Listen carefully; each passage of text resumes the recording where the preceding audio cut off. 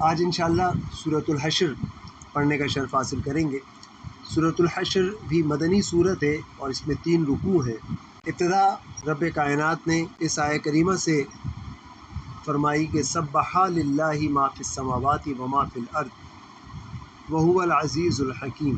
اللہ کی پاکی بولتا ہے جو کچھ آسمانوں میں ہے اور جو کچھ زمین میں، وہو العزیز الحکیم، اور وہی عزت و حکمت والا ہے۔ اب اس آیہ کریمہ سے جو ابتدا کی ہے، کئی باتیں اس میں جو ہے وہ بیان ہوئی ہیں۔ ایک تو یہ کہ اس کے بعد، اس آیت کے بعد جو مضمون آنے والا ہے یہ اس کی ابتدا اور تمہید ہے۔ تو کیا اس میں ارشاد باری تعالیٰ ہوا کہ یہ بات جان رکھو کہ آسمان و زمین میں جو کچھ بھی ہے سب اس کی تسبیح کر رہا ہے۔ آسمان و زمین میں کیا ہے؟ سورج ہے، چاند ستارے ہیں، ہوائیں ہیں، بادل ہے، پانی ہے، زمین کے سارے خزانے ہیں۔ تو جو کچھ بھی اس کے اندر موجود ہے، جو ہمیں معلوم ہے اور جو ہمیں نہیں معلوم، وہ سب کا سب تسبیح کر رہا ہے اللہ کی۔ اب اللہ کی تسبیح کیسے کر رہا ہے؟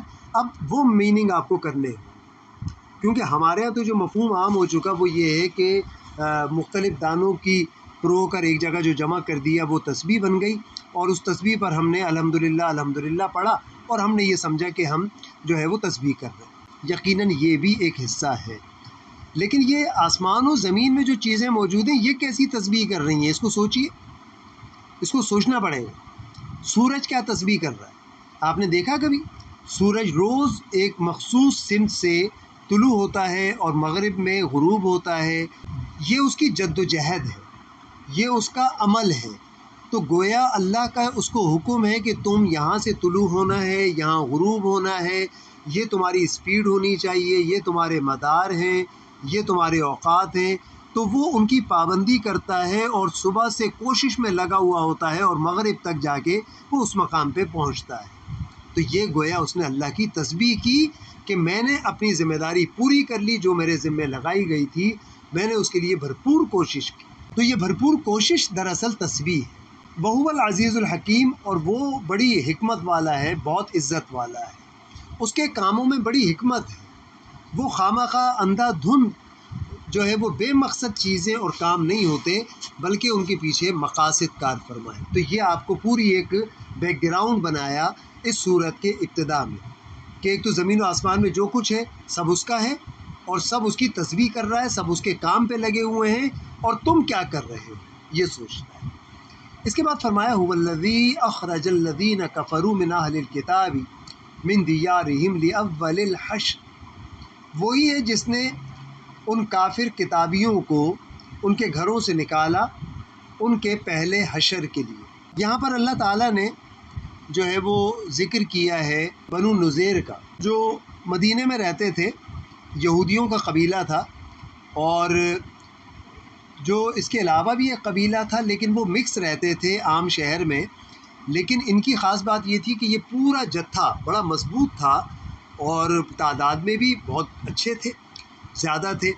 تو انہوں نے ایک مخصوص علاقہ اس مدینے کے اندر جو ہے وہ مخصوص کیا ہوا تھا، اور جہاں ان کی اپنی اجارہ داری تھی اور بڑے مضبوط گھر انہوں نے بنائے ہوئے تھے، اور رسول اللہ صلی اللہ علیہ وآلہ وسلم سے معاہدے ہجرت کے بعد جو کیے گئے تھے اس میں یہ شامل تھے، اور انہوں نے کہا تھا کہ ہم نہ آپ کی ساتھ مل کر کسی سے لڑیں گے اور نہ آپ کے خلاف کسی سے لڑیں گے۔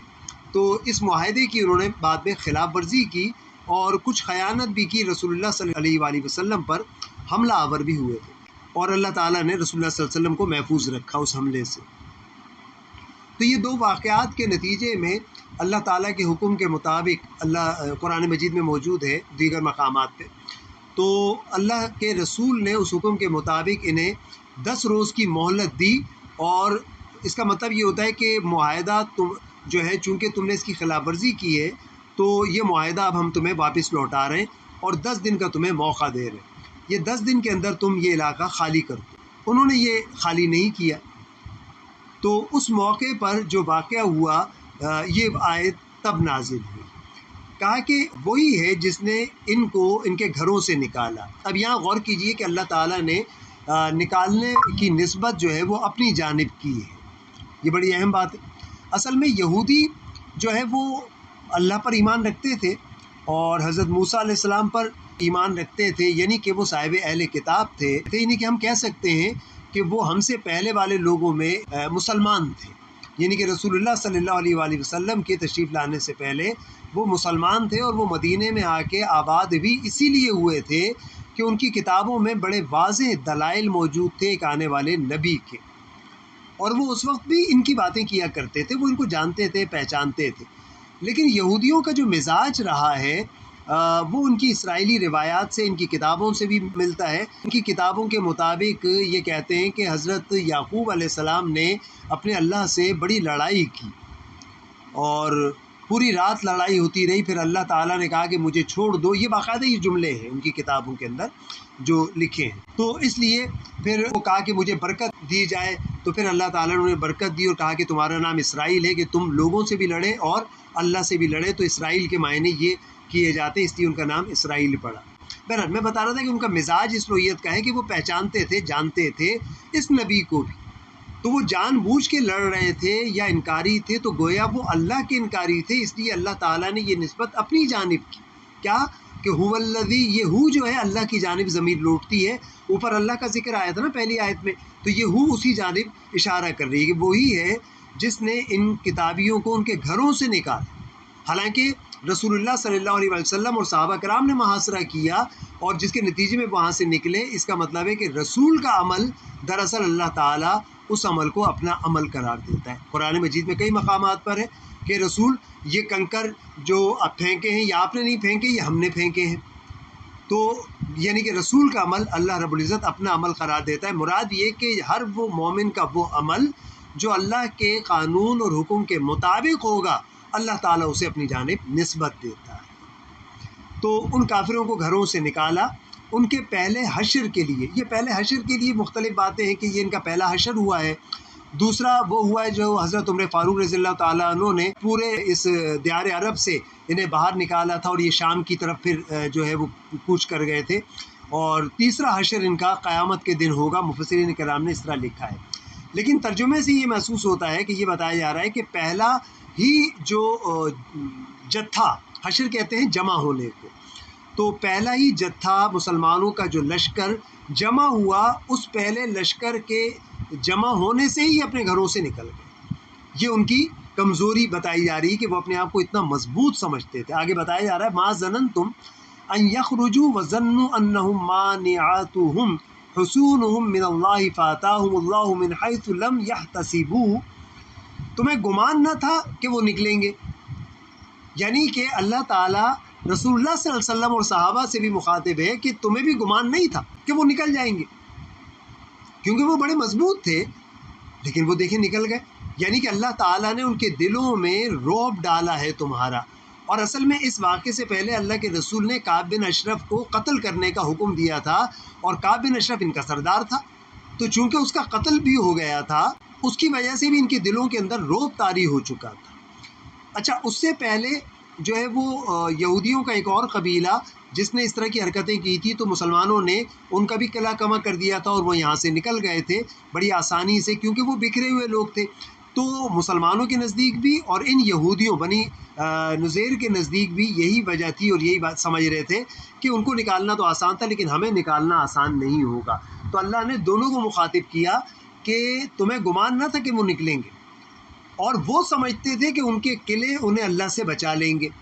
وہ جن گھروں میں رہتے تھے وہ سمجھتے تھے کہ یہ قلعے ہمیں اللہ سے بچا لیں گے۔ اب یہاں بھی اللہ کا کہا ہے، یعنی کہ یہودی سمجھتے تھے کہ ہماری لڑائی اللہ سے ہے، حالانکہ وہاں سامنے تو رسول اللہ حضرت محمد رسول اللہ صلی اللہ علیہ وسلم تھے اور صحابہ کرام تھے، لیکن وہ جانتے تھے کہ ہم اللہ سے لڑ رہے ہیں۔ آپ غور کر رہے ہیں مزاج۔ آگے فرمایا فَآتَاهُمُ اللَّهُ مِنْ حَيْثُ لَمْ يَحْتَسِبُوا، تو اللہ کا حکم ان کے پاس آیا جہاں سے ان کا گمان بھی نہ تھا، یعنی کہ باہر سے صحابہ کرام کا لشکر موجود ہے، اور اندر ان کے دلوں کو اللہ تعالیٰ نے کمزور فرما دیا۔ وَقَذَفَ فِي قُلُوبِهِمُ الرُّعْبَ يُخْرِبُونَ بُيُوتَهُمْ بِأَيْدِيهِمْ وَأَيْدِي الْمُؤْمِنِينَ، اور اس نے ان کے دلوں میں رعب ڈالا کہ اپنے گھر ویران کرتے ہیں اپنے ہاتھوں اور مسلمانوں کے ہاتھوں۔ اب یہاں دیکھیں دو باتیں، ایک تو وہ جو قلعوں میں بند تھے تو جو ذرا ذرا سی جگہیں باقی تھیں وہاں پر اپنے گھروں کی لکڑیاں اور چیزیں توڑ توڑ کے وہ لا کے ان راستوں کو بند کر رہے تھے، تو اپنے گھروں کو توڑ رہے تھے، ویران کر رہے تھے۔ اور دوسرا، انہیں پھر جب محسوس ہوا کہ اب ہم نہیں بچ سکتے تو انہوں نے پھر درخواست کی تھی اللہ کے رسول سے کہ ہمیں یہاں سے نکلنے کی جو ہے وہ مہلت دی جائے، اور جو سامان ہم لے جا سکتے ہیں اٹھا کر وہ لے جانے کی اجازت دی جائے۔ تو وہ اپنے گھروں کی چیزیں خود توڑ توڑ کے، لکڑی اور لکڑی کے شہیتر، یہ چیزیں توڑ کے اپنے سروں پر رکھ کر وہاں سے وہ نکلے تھے، تو اپنے گھروں کو خود ویران کیا انہوں نے۔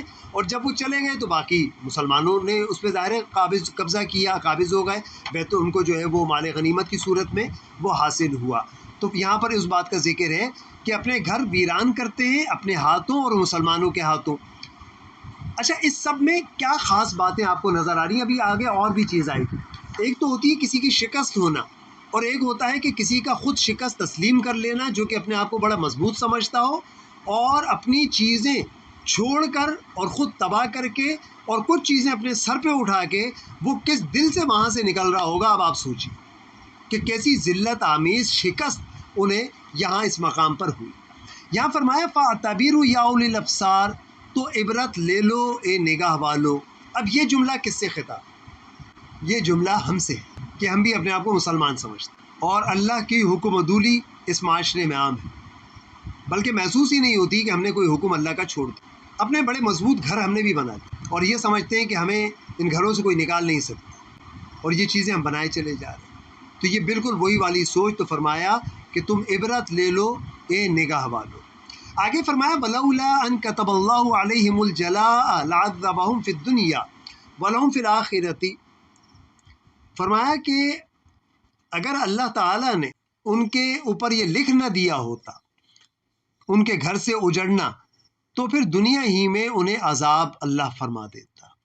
اس آیت کی بھی تفسیر میں علماء کہتے ہیں کہ اگر اس وقت یہ معافی نہ مانگتے اور اجازت نہ مانگتے تو اس صورت میں ان پر عذاب آتا اور ان کے مرد اور عورتیں اور بچے سب ہلاک ہو جاتے، اور شاید پھر اس کے بعد دنیا میں یہودی نہ ہوتے، واللہ عالم۔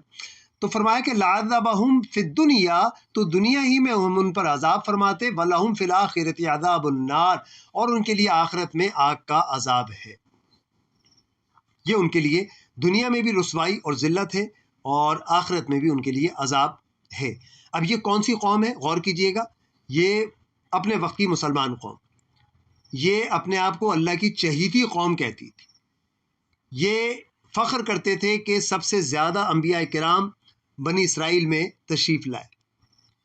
یہ وہ قوم ہے جسے اللہ تعالیٰ آخرت کے عذاب کی خبریں سنا اور دنیا میں بھی ذلت ان کے مقدر کیا۔ تو یہ ذہن میں رکھیے کہ اللہ کے ہاں چہیتے نہ وہ تھے اور نہ آج کے مسلمان جو اپنے آپ کو کہتے ہیں وہ اللہ کے چہیتے ہیں۔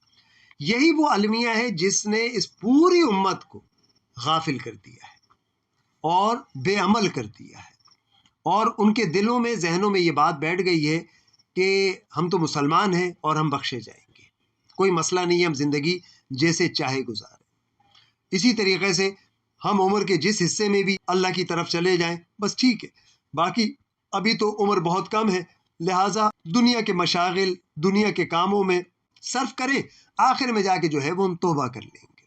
تو یہ سوچ ہمیں ختم کرنی چاہیے۔ آگے فرمایا ذَلِكَ بِأَنَّهُمْ شَاقُوا اللَّهَ وَرَسُولَهُ، یہ اس لیے کہ وہ اللہ سے اور اس کے رسول سے جدا رہے، یعنی کہ اللہ کے حکم عدولی کی انہوں نے۔ وَمَن يُشَاقِ اللَّهَ فَإِنَّ اللَّهَ شَدِيدُ الْعِقَابِ، اور جو اللہ اور اس کے رسول سے جدا رہتا ہے، الگ رہتا ہے، تو بے شک اللہ کا عذاب سخت ہے۔ آج ہماری زندگی، ہماری معاشرت، ہمارے رسم و رواج اللہ اور رسول کے حکم کے مطابق نہیں، یعنی کہ ہم ان سے جدا راستہ اختیار کیا ہے۔ تو یہ عذاب، یہ وعیدیں ان تمام لوگوں کے لیے ہیں جو پہلے والے مسلمان تھے یا جو آج کے مسلمان ہیں، میری مراد یہودی ان سے پہلے والوں سے۔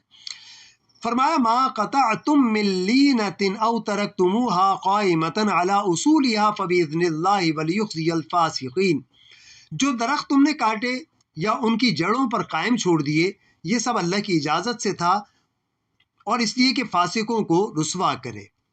اب یہ درخت کاٹنے کا معاملہ یہ ہے کہ یہودیوں کی جو بستی تھی چونکہ میں نے بتایا کہ وہ مدینے میں ایک الگ کنارے پر تھے اور بڑا مضبوط جتھا تھا، اور انہوں نے ان کی آبادی کے پاس ان کے باغات تھے کھجوروں کے، اور تناور درخت تھے. تو ان درختوں کو مختلف روایات ہیں کہ اللہ کے رسول نے کاٹنے کا حکم دیا. کچھ درخت کٹوائے گئے اور کچھ درختوں کو روک دیا گیا کاٹنے سے. یا کہتے ہیں کہ صحابہ کرام نے کچھ درخت کاٹ دیے اور کچھ صحابہ نے اختلاف کیا. جو بھی یہ باتیں تھیں، یہ آیت اس موقع پر نازل ہوئی ہے، یہ اس کا شان نزول تھا. اب یہاں پر دراصل بات یہ تھی کہ لوگوں میں یہ بات پھیل گئی کہ چونکہ اسلام تو امن کا دین ہے اور یہ فساد ہے کہ ایک جو ہے وہ پھلدار درختوں کو وہ کاٹنا، چاہے وہ جنگ کی کیفیت ہی کیوں نہ ہو، یہ اسلام کے احکامات میں سے ہے اور قرآن نے بھی اس کے احکامات دیے، اللہ کے رسول صلی اللہ علیہ وسلم نے بھی اس کا حکم دیا ہے. تو یہ عجیب و غریب واقعہ کیوں ہوا یا اس کے پیچھے کیا تھا؟ تو ایک تو جو مسلمانوں کے دلوں میں شکوک و شبہات لوگوں کی وجہ سے پیدا ہو رہے تھے صحابہ کے دلوں میں کہ یہ غلط کیا ہے، تو اللہ تعالیٰ نے کہا کہ جو درخت کاٹ دیے ہیں وہ بھی اللہ کی اجازت تھی اس کے لیے، اور جو درخت چھوڑ دیے ہیں وہ بھی اللہ کی اجازت تھی، یعنی کہ دونوں عمل ٹھیک تھے. اب آئیے اصل بات کی طرف کہ دراصل وہ درخت کے وہ محاصرے کے دوران رکاوٹ بن رہے تھے، اس علاقے کے محاصرے کے لیے رکاوٹ بن رہے تھے، یا یہودیوں کو جن کی وجہ سے پناہ حاصل ہو رہی تھی اور مسلمانوں کو نقصان پہنچ سکتا تھا، تو وہ درخت کاٹنے کا حکم دیا گیا. اور جو درخت رکاوٹ نہیں بن رہے تھے انہیں کاٹنے کا حکم نہیں دیا، جس سے ثابت ہوتا ہے کہ ایسا نہیں ہے کہ یہ کوئی فساد فی الارض تھا کہ سارے، اگر فساد ہوتا تو سارے درخت کٹوائے جاتے. لیکن یہ بات ثابت کرتی ہے کہ یہ حکمت پر مبنی اللہ کے رسول کا فیصلہ تھا یا اجتہاد تھا یا صحابہ کا اجتہاد تھا، اور اللہ تعالیٰ نے اس اجتہاد کو جائز قرار دے دیا. پھر دوسری بات یہ کہ جب یہودی وہاں سے نکلے تو اب آپ سوچئے کہ ایک شخص جس نے بڑی محبت سے اور بڑی عمر لگا کے اپنا مکان بنایا ہو، مکان کے سامنے باغات جو ہے باغ بنایا ہو، اس میں درخت لگتے ہوں، اس سے پھل توڑ کے وہ کھاتا ہو، تجارت کرتا ہو، اس کے گھر کے معاملات اس باغ سے چل رہے ہوں، اور جب وہ وہاں سے جا رہا ہو اپنے سر کے اوپر جو ہے وہ اپنے گھر کی ایک دروازہ اور کھڑکی رکھ کر ایک لکڑی کا ٹکڑا سر پہ رکھ کے جا رہا ہے اور درخت دیکھ رہا ہے کٹے ہوئے اور گھر دیکھ رہا ہے ویران، تو آپ سوچئے کہ اس کی کیا ذلت آمیز شکست کا اسے سامنا ہوگا. ایک تو ہوتا ہے کہ جسمانی زخم لگے، انسان کو تکلیف ہو، یہ جو ذلت ہوئی ہے جو اسے مدتوں اور نسلوں اس کو یاد رہے گی، یہ وہ والی ذلت اللہ تعالیٰ نے ان کے مقدر میں کی تھی. تو یہ درختوں کا کاٹنا بھی ان کی رسوائی اور ذلت کا سبب نظر آتا ہے. فرمایا وما افا اللہ علی رسولہ منہم فما اوجفتم علیہ من خیل ولا رکاب ولکن اللہ یسلط رسولہ علی من یشاء. اور جو غنیمت دلائی اللہ نے اپنے رسول کو ان سے، تو تم نے ان پر نہ اپنے گھوڑے دوڑائے تھے اور نہ اونٹ. اب یہاں اس بات کو ہم سمجھ لیں کہ جب کسی جنگ میں مسلمان فاتح ہوتے ہیں تو جو مفتوح ہوتا ہے لشکر یا جو علاقہ، تو ان میں جو مال حاصل ہوتا ہے وہ مال غنیمت کہلاتا ہے. مال غنیمت کی تقسیم 5 حصے کیے جاتے ہیں، اور خمس جو ہے وہ اللہ اور اللہ کے رسول کے لیے ہوتا ہے، مطلب بیت المال کے لیے ہوتا ہے، عامت المسلمین کے لیے ہوتا ہے. اور اس کے 4 حصے جو ہے اس لشکر میں موجود جو سپاہی ہوتے ہیں، مجاہدین ہوتے ہیں، ان میں تقسیم ہوتا ہے. اس کی تقسیم بھی مختلف ہوتی ہے. جو پیدل ہوتے ہیں ان کو جو ہے وہ الگ حصہ ملتا ہے، جو گھوڑے پر ہوتے ہیں ان کو الگ حصہ ملتا ہے، جو اونٹوں پر ہوتے ہیں ان کو الگ حصہ ملتا ہے، جو تلوار والے ہیں ان کو الگ ملتا ہے، جو بغیر ہتھیار کے ہیں ان کو الگ ملتا ہے. تو یہ اس طریقے سے یہ کہلاتا ہے مال غنیمت. اور یہاں پر افا کا لفظ ہے اور یہاں بھی ترجمہ غنیمت ہی لکھا ہے، تو یہ ذہن میں رکھیے گا یہ مال فے کہلاتا ہے، کیونکہ آگے اس کی وضاحت کی ہے کہ یہ جو مال تمہیں ملا ہے، یہ اس مال کے حصول میں تم نے نہ ان پر اپنے گھوڑے دوڑائے تھے اور نہ اونٹ، یعنی کہ آپ نے صرف محاصرہ کیا تھا اور کوئی لڑائی جنگ و جدل نہیں ہوا تھا، کوئی گھوڑے نہیں دوڑے تھے اس میں، تو اس لیے یہ مال فے کہلائے گا، یہ مال غنیمت نہیں ہے. آگے فرمایا کہ ہاں اللہ اپنے رسولوں کے قابو میں دے دیتا ہے جسے چاہے. تو یہاں فرمایا کہ یہ اللہ کی جانب سے عطا کیا گیا جو اپنے رسول کو اس نے عطا کر دیا. اس کا مطلب ہے کہ یہ تمام کا تمام اللہ کے رسول کے لیے ہے. آگے اس کی وضاحت ہو جائے گی. واللہ علی کل شیء قدیر، اور اللہ سب چیزوں پر قادر ہے، وہ سب کچھ کر سکتا ہے. فرمایا ما افاء اللہ علی رسولہ من اہل القری فللہ وللرسول، اور جو غنیمت دلائی اللہ نے اپنے رسول کو، یہ افا کہتے ہیں پلٹنے کو، تو اللہ نے جو پلٹایا ہے اپنے رسول کی جانب، یعنی کہ وہ مال جو یہودیوں کا تھا وہ مال بغیر جنگ کے باب اس طرف لوٹا تو گویا وہ ملکیت ہو جاتا ہے اللہ اور اس کے رسول کی. اب اللہ اور رسول کی ملکیت کا ہونے کا مطلب کیا ہوتا ہے کہ وہ اسلام کی حکومت کی ملکیت ہو گیا، وہ عامت المسلمین کا ہو جائے گا. تو فرمایا کہ وہ اللہ نے اپنے رسول کی طرف لوٹایا اہل القری، شہر والوں سے. شہر والوں سے کون سے شہر والوں سے؟ بنی نذیر والوں سے. فللہ وللرسول، وہ اللہ اور رسول کی ہے. اب یہاں واضح کر دیا کیونکہ یہاں پر جو ہے وہ مجاہدین میں اختلاف ہوا تھا، کیونکہ اس سے پہلے جو جنگیں ہوئی تھیں تو اس میں مال غنیمت تقسیم ہوا تھا. تو یہ اس نوعیت کا پہلا واقعہ تھا کہ بغیر جنگ کے فتح حاصل ہوئی. فرمایا کہ اللہ اور رسول کے لیے، اور کس کس کے لیے؟ ولی ذی القربہ، اور رشتہ داروں کے لیے، یعنی کہ رسول اللہ صلی اللہ علیہ وآلہ وسلم کے اہل بیت کے لیے. والیتامى والمساکین، اور یتیموں کے لیے اور مساکین کے لیے. وابن السبیل، اور مسافروں کے لیے. کئی لا یکون دولۃ بین الاغنیاء منکم، کہ تمہارے اغنیاء کا مال نہ جائے. تو مراد اس سے یہ ہے کہ تاکہ یہ مال اگر اسی طرح تقسیم کر دیا جائے جس طرح مال غنیمت ہوتا ہے تو ظاہر ہے یہ مخصوص ہو جائے گا اور صرف ان افراد میں تقسیم ہوگا جو اس میدان میں موجود تھے مجاہدین. جو گھروں پر موجود تھے یا جو خواتین ہیں یا جو یتیم تھے، جو مسکین تھے، جو محتاج تھے، جو کسی وجہ سے نہیں آ سکے، شامل ہو سکے، آنا چاہتے تھے لیکن نہیں شامل ہو سکے، تو وہ لوگ اس حصے سے محروم رہیں گے. لیکن یہاں چونکہ یہ مال فے ہے تو یہ کسی کی ملکیت نہیں ہے، اللہ اور رسول کی ملکیت ہے. اور اس کے بعد یہ عام مسلمانوں کو اور ان کے اندر یتیموں کو، اللہ اور رسول اور اہل بیت کو اور یتامہ کو اور مسکین کو اور مسافروں کے لیے ہوگا. اس لیے تاکہ اگر یہ ان لوگوں کو ملا جو آلریڈی جن کے پاس مال موجود ہے، جو مالدار ہیں، تو مال کی گردش رک جائے گی اور مال مخصوص ہاتھوں میں جمع ہو جائے گا. یہاں پر بھی معاشی نظام کی ہمیں بنیاد فراہم کی گئی. اور آج بھی یہ بات عام ہوتی ہے محافل میں کہ مال جمع کرنے کے حوالے سے لوگ بہت زیادہ جو ہے وہ رہتے ہیں کہ نہیں ایسا نہیں ہے، بلکہ مختلف احادیث اس حوالے سے کوٹ کرتے ہیں کہ مال جمع کیا جا سکتا ہے، اس میں کوئی مذائقہ نہیں ہے، فلاں نہیں ہے. مختلف ہیلے بہانے دلائل جواز تلاش کرتے ہیں. قرآن کا مزاج کیا ہے، قرآن کیا بتا رہا ہے، اس کو سوچنے اور سمجھنے کی ضرورت نہیں محسوس کرتے. تو یہ مال فے سے بھی آپ کو یہاں پر بات پتہ چل رہی ہے. دیکھیں نا، قرآن نے زکوٰۃ کا نظام دیا، صدقات کا نظام دیا، عشر کا نظام دیا، اور غیر مسلموں سے جو ہے وہ جزیے کا انتظام کیا. یہ ساری چیزیں ہمیں بتاتی ہیں کہ وراثت کا قانون دیا تاکہ مال جو ہے وہ ایک ہی جگہ نہ رہے. وراثت کے ذریعے بھی جب مال تقسیم ہوتا ہوتا ہوتا دوسری تیسری نسل میں تو وہ ختم ہو جانی چاہیے جائیداد، لیکن ہمارے یہاں ختم ہی نہیں ہو رہی وہ تمام چیز.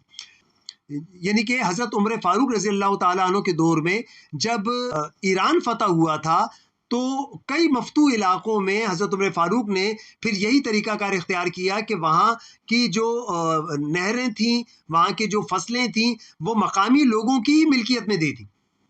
ملکیت سے مراد یہ کہ وہ اس کو بیچ بھی سکتے ہیں، وراثت کے طور پر منتقل بھی کر سکتے ہیں، لیکن اس کی آمدنی میں سے وہ اسلامی حکومت کو حصہ دیتے رہیں گے چاہے وہ غیر مسلمی کیوں نہ ہو، اور اس کے بدلے وہاں کی جان مال کی حفاظت کی ذمہ داری اسلامی ریاست کی ہوگی. تو وہ بیچنے کا اختیار بھی رکھتے تھے. حضرت عمر فاروق نے اپنے دور میں اس طرح کیا. تو حالانکہ جب ایران فتح ہوا تو صحابہ کرام، جس میں حضرت زبیر بہت بڑا نام تھا، اور دیگر جلیل القدر صحابہ کرام نے حضرت عمر فاروق سے جو ہے وہ بڑی بحث مباحثہ کیا، بلکہ ایسے الفاظ استعمال کیے کہ جس کی بنیاد پر حضرت عمر فاروق کو شورا کا اجلاس بلانا پڑا کہ یہ میرے بارے میں ایسے ایسے الزام مجھ پر جو ہے وہ لگے ہیں اس معاملے میں، تو آپ سب لوگ مجھے جو ہے وہ رائے دیں. تو اسی آیت کو پڑھ کر حضرت عمر فاروق نے ان سب کو قائل کیا تھا کہ یہ تقسیم بالکل ٹھیک ہے، یہ مال فے کی صورت ہے. تو اس پہ بڑے مسائل فقہاء کرام نے بہت کچھ لکھا ہے. آگے فرمایا بڑی مشہور و معروف اس آیت کا ٹکڑا ہی ہے جو اکثر آپ سنتے ہوں گے، وما آتاکم الرسول فخذوہ، اور جو کچھ تمہیں رسول عطا فرمائے وہ لو۔ اس ٹکڑے سے پتہ چل رہا ہے کہ صحابہ کرام میں اختلاف ہو گیا تھا، وہ اس بات پہ اختلاف پا رہے تھے، اس لیے اللہ تعالیٰ نے یہ آیت نازل کی کہ اللہ کے رسول جو تمہیں دے وہ لے لو، تمہیں اس بات سے کوئی پس و پیش کرنے کی اور دل میں کسی خیال کو پیدا ہونے کی کوشش بھی مت کرنا، ایسا نہ ہو۔ فرمایا وما نہاکم عنہ فانتہوا، اور جس سے منع فرمائے اس سے باز آ جاؤ۔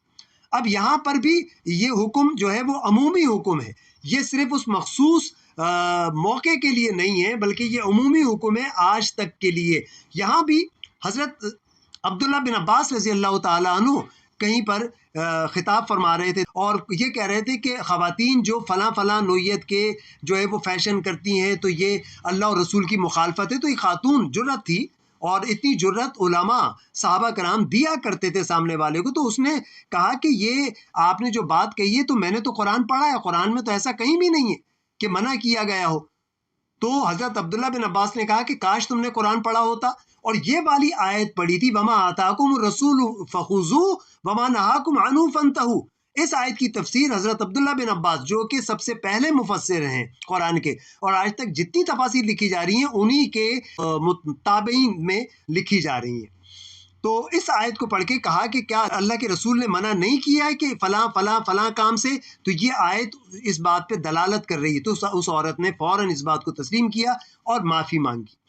فرمایا واتقوا اللہ، اب آیت میں یہ ٹکڑا پھر جوڑ دینا، یہ پھر خود بذات خود ایک امپورٹنٹ بات ہے کہ اور اللہ کا تقوی اختیار کرو، یعنی کہ تم اپنے دل میں بھی گرانی محسوس نہیں کرنا اگر اللہ کے رسول کا حکم موجود ہے ایک باب میں کہ تم یہ کام ایسے کرو اور ہمارا دل نہیں چاہ رہا وہ کرنے کو، ہم اس کو بادل نخواستہ کر لیتے ہیں لیکن اس کا اجر نہیں ہے، اس کے لیے فرمایا واتقوا اللہ، تم تقوی اختیار کرو۔ تقوی موجود نہیں، اس کا اجر تمہیں نہیں ملے گا اس انداز کا جب تک دل کے اطمینان کے ساتھ اسے قبول نہ کرو۔